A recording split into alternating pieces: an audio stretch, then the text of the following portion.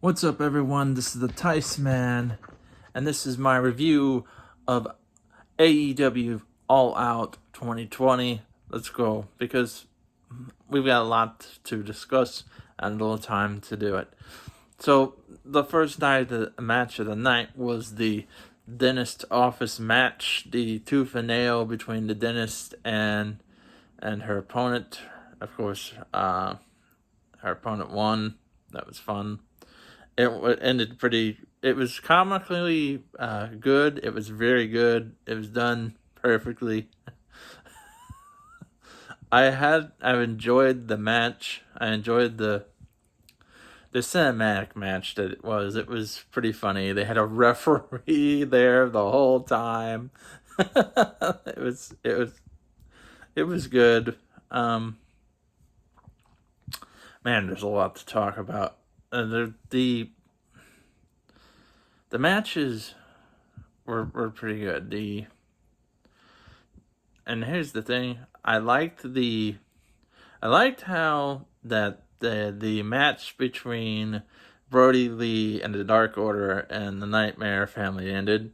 It was kind of, that is how you expect to end once your heel took down your babyface and took his title. You know, his big brother comes back and just was hot the whole entire match. You could tell Dustin was really hot the whole entire match. So, you know, Brody Lee and his Dark Order took advantage of the situation. That was pretty fun. It was good. And in the end, the member of the Dark Order that Brody Lee set him up.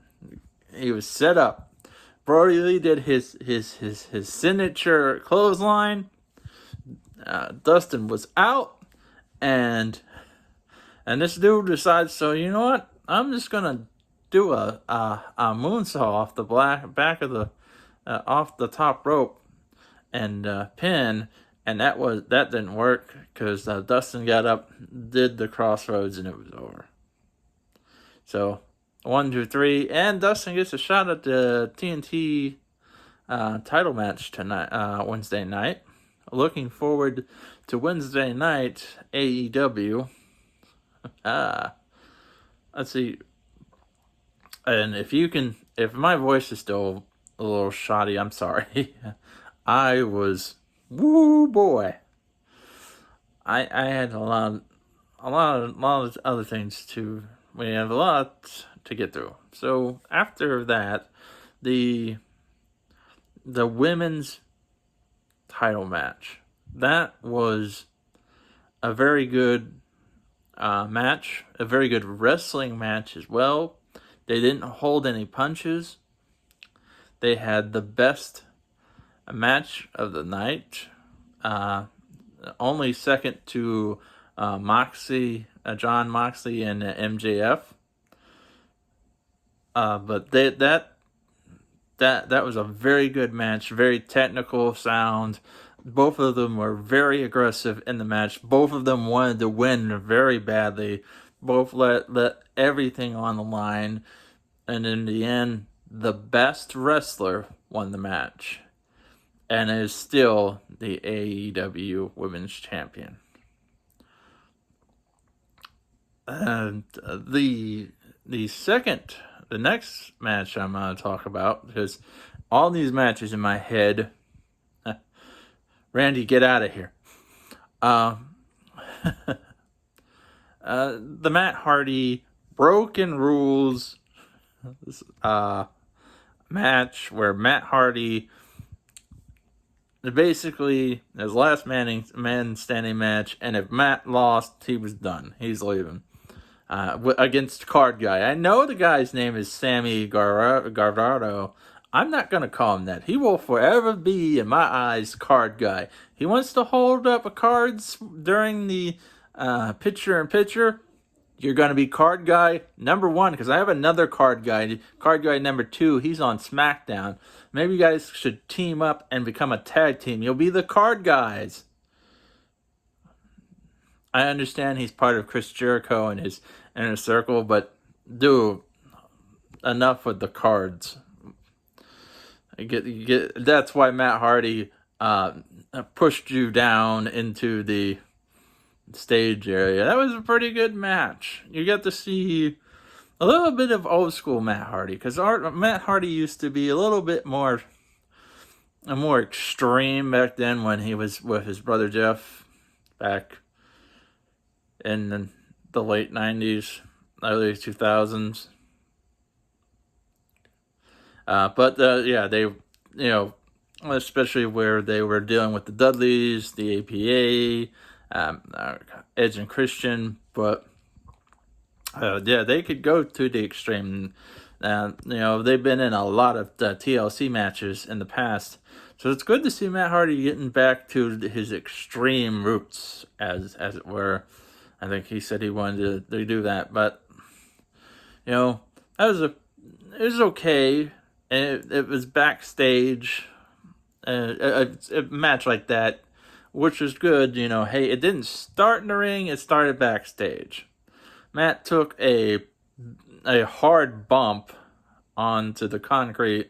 With how everyone reacted, I think he was not supposed to take the bump on the concrete. He was probably supposed to go to the table and misjudged and hit the concrete. So they wanted to be a little careful. So in the middle of that match, they wanted to stop it because they didn't want, they didn't want to think Matt had a concussion. But apparently he went back, he got the okay, and he finished the match.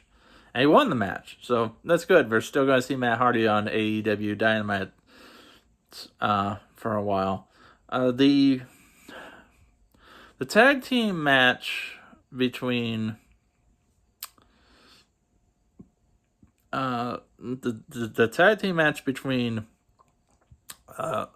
Paige and Omega and FTR was pretty good. You expected what you expected there. In the end, Omega got out of there. He was mad. FTR, your new tag team champions. The Casino Battle Royale, that was phenomenally done. It was beautiful. I love battle royales. It's one of my things. If I go to WWE, if I go to the competitor, network, I'm watching their battle royales over anything else because I love watching battle royales. So that was it was pretty cool. Darby, who was my pick, unfortunately did not win the match, but I will say I picked Darby to win the Casino Battle Royale. Unfortunately, he didn't win. Jake. Well, the one thing I have to say about this is it's good to see Jake the Snake Roberts back with a snake. Okay, that was the last guy to be tossed. He was terrified of snakes, and Jake was holding up the snake like. It's good to see Jake back with a snake, and a snake in the bag. Apparently, they wouldn't let him bring the snake out. It would have been even funner if he could have brought the snake out. But snakes, Jake the Snake's Roberts boy won. AJ, good on you, dude, man. And now you will face a. We'll get to that because hey. I gotta get to that first. Who will he face?